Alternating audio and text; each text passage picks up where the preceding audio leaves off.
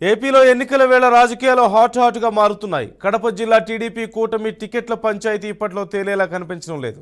టీడీపీకి ఆ జిల్లాలో అంతగా పట్టు లేదా? లాస్ట్ ఎలక్షన్ లాగా సేమ్ సీన్ రిపీట్ కాబోతుందా? గెలిచే సత్తా ఉన్న నాయకులు అధినేతకు కనిపించడం లేదా?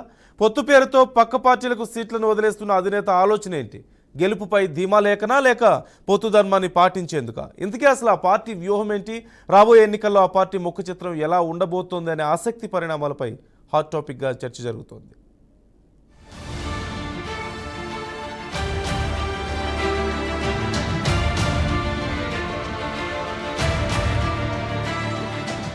ఏపీలో ఎన్నికల వేళ రాజకీయాలు హాట్గా మారాయి. ఎత్తుకు పై ఎత్తులు వేస్తూ అన్ని పార్టీలు పోటీకి సై అంటున్నాయి. రాష్ట్రంలో ప్రతి సీటు చాలా కీలకంగా మారింది.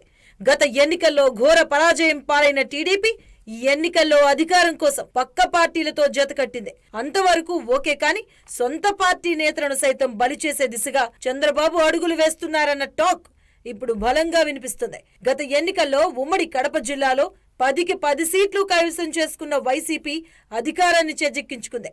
కాస్త పొలిటికల్ చేంజ్ కోసం పొత్తు పెట్టుకున్న చంద్రబాబు పార్టీకి పట్టున్న స్థానాలను నిలుపుకోవడం లేదనే చర్చ ఇప్పుడు వినబడుతుంది.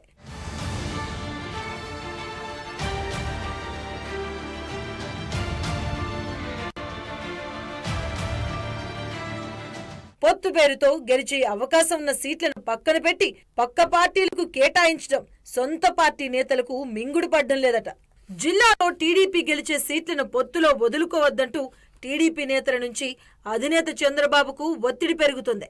కానీ బీజేపీ జనసేన అడిగే సీట్లలో టీడీపీ బలంగా ఉన్న అధినేత మాత్రం పక్క పార్టీల మాటే శిరోధార్యంగా అంగీకరించడం సైకిల్ పార్టీ నేతల్లో గుబులు రేపుతుంది. పొత్తులో భాగంగా జమ్మలమడుగు, బద్వేల్ బీజేపీకి, రాజంపేట, రైల్వే కోడూరు జనసేనకు కేటాయించినట్లు లీకులొస్తున్నాయి.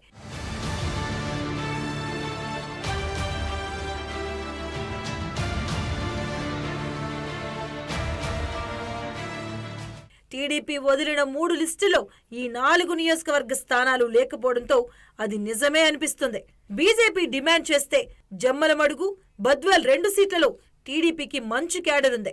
సైకిల్ పార్టీపై పోటీ చేస్తే గెలుపు ఖాయమని రాజకీయ వర్గాల్లో గుసగుసలు వినిపిస్తున్నాయి. ఒక్కసారిగా ఈ 2 సీట్లను బీజేపీకి కేటాయిస్తున్నారనడంతో టీడీపీ క్యాడర్ బల ప్రదర్శన చేసింది. అయినా ప్రతిఫలం కనిపించేలా లేదు.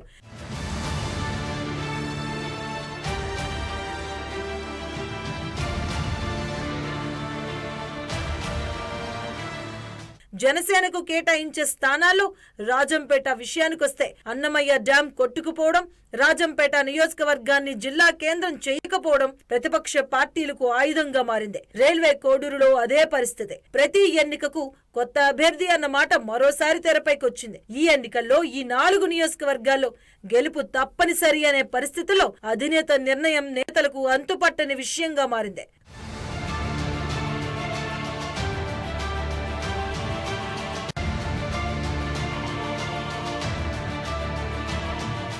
కడప జిల్లాలో చంద్రబాబు గెలుపు ధీమా లేకనే పొత్తు పేరుతో సైలెంట్ గా ఆ సీట్లను పక్క పార్టీలకు ఇస్తున్నారనే ప్రచారం జరుగుతుంది. ఇదే నిజమైతే మరోసారి కడపలో వైసీపీ క్లీన్ స్వీప్ గ్యారంటీ అనిపిస్తుంది. చూడాలి, మిగిలిన సీట్ల ప్రకటనలో ఈ 4గింటిలో ఎన్ని సీట్లు సైకిల్ పార్టీకి వస్తాయో తెలియాలి అంటే మరికొన్ని రోజులు వేచి చూడాల్సిందే.